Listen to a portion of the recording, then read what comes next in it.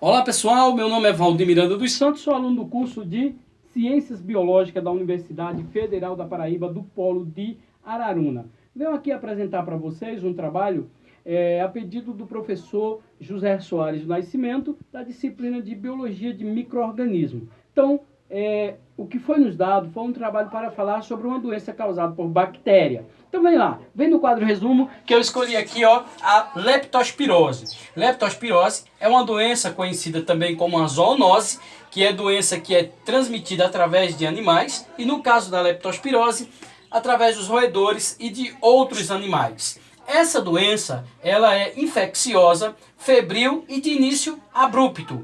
Veja só, é de repente. Então veja só, o homem, ele é o hospedeiro terminal e acidental da leptospirose.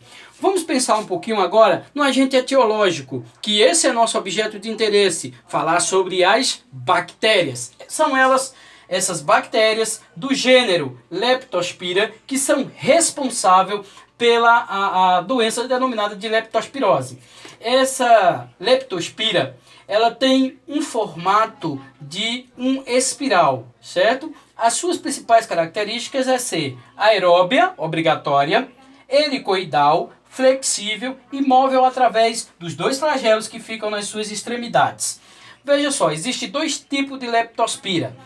As duas formas de leptospira, melhor falando. E há em destaque a nossa forma patogênica, que é a Leptospira interrognis. Essas bactérias conseguem viver até 180 dias em água doce ou no solo.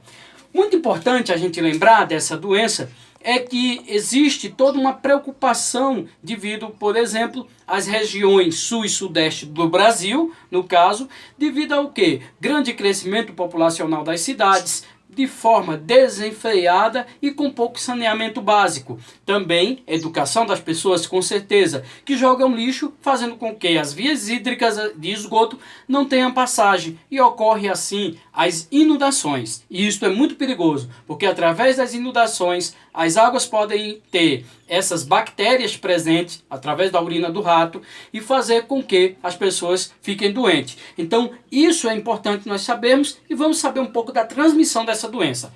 Já comentei com vocês, veja só. A transmissão dessa doença se dá através de roedores. Em muitos casos é chamada de doença de ratos. Mas alguns outros animais, como é o caso da vaca, do porco, da ovelha e do cachorro, também fazem essa transmissão, certo?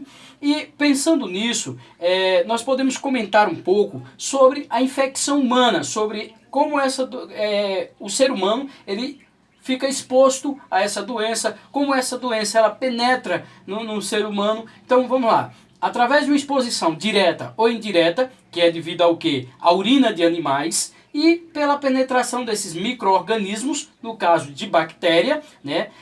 Pela pele lesada, pela mucosa bucal, pela narina e pelos olhos. Então devemos ter muito cuidado, especialmente o contato direto com a água que contenha essas bactérias, esses micro-organismos a partir de urina desses animais que estão infectados, e também ter muito cuidado do contato direto com os animais que estejam infectados. Vamos só.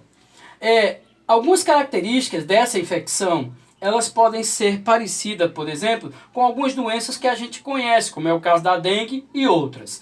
Porque inicialmente nós teremos um quadro de febre alta, dor muscular, náusea, vômito, bem parecido com o que a gente já conhece da dengue e de outras doenças. Porém, esse quadro ele vai se agravando com o aumento do fígado, com as hemorragias digestivas, com as lesões na pele, com problemas respiratórios, chegando a quadro mais preocupante, que são síndrome de Will, por exemplo. E isso pode ocasionar ao ser humano a morte. Então é muito importante nós sabermos essas informações, saber como é que é transmitida, saber que é através de uma bactéria, que essa bactéria vai estar no organismo de alguns animais, especialmente os roedores, fazendo com que essas águas de enchentes e águas contaminadas possam transmitir essa doença para o ser humano. Então, ter muito cuidado com o lixo, ter muito cuidado com a questão das enchentes, é o que nós vamos mostrar agora, que são formas de Prevenção. Bem aqui nesse ponto. Devemos evitar o contato direto com a água contaminada. Devemos também procurar ter o cuidado com o lixo para não proliferar aí os roedores. Então, colocar o saquinho lá em sacolas plásticas, fazer o aterramento de alguma parte do lixo. É interessante cuidar do nosso lixo para que não haja a proliferação desses animais, principalmente, né, pela questão da transmissão por via hídrica quando tem inundações. Melhorar aí a questão do saneamento básico, a questão da infraestrutura, que são trabalhos dos governos. E agora nós vamos falar um pouquinho das vacinas. É importante lembrar que as vacinas, ela existe para os animais. Para os homens não existe vacina. Existe tratamento da doença. Então veja só, é bem importante